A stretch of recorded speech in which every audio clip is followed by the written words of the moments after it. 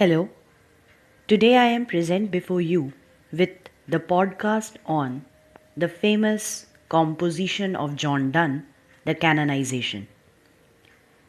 The poet asks someone, who could be a friend, trying to dissuade him from loving to hold his tongue and let him love. Just as it is useless for him to guide away the poet for suffering from gout, palsy, or baldness, so it is equally useless to try to dissuade him from love-making. He may mock him for having wasted his wealth, but it would have no effect on him. Therefore, it would be better for him to go away and improve his worldly position by earning wealth and his mind by acquiring knowledge. He may take a course of study or secure some post at the court and thus get an opportunity of observing the grace and honor of the king. He may watch the real face of the king by waiting upon him at his court, or he may hoard wealth and thus watch his face stamped on the coins of the country.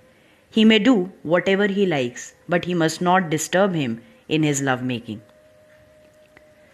None are injured by his love-making. His sighs do not drown any merchant ship, and his tears do not cause any floods. The coldness of his sighs does not prolong the winter and delay the coming of spring. And the heat of his passion does not cause plague, which takes a heavy toll of life.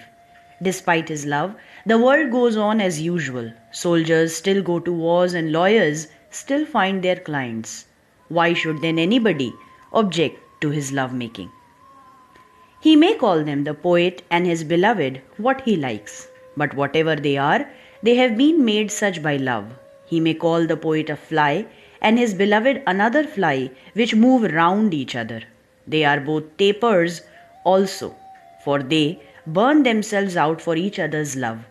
They are to each other like the eagle and the dove. The phoenix riddle can be explained easily by the example set by them.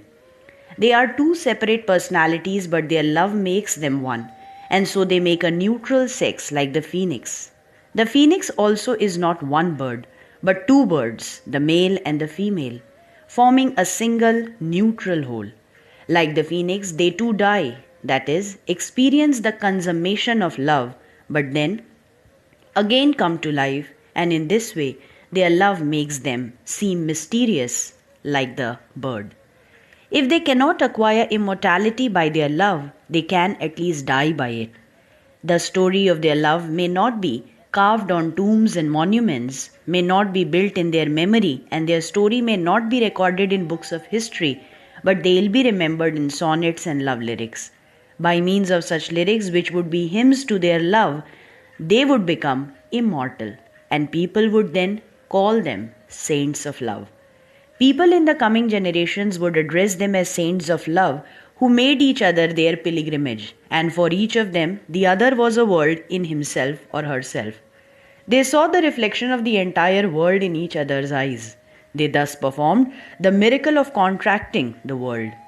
While for others love is a cause of sorrow and suffering, to them love brought peace and serenity.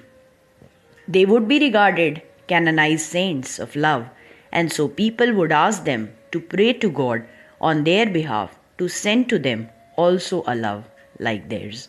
I hope this podcast on the canonization proves to be a help for you. Thank you for your valuable time. Here's wishing you a splendid day ahead. Thank you.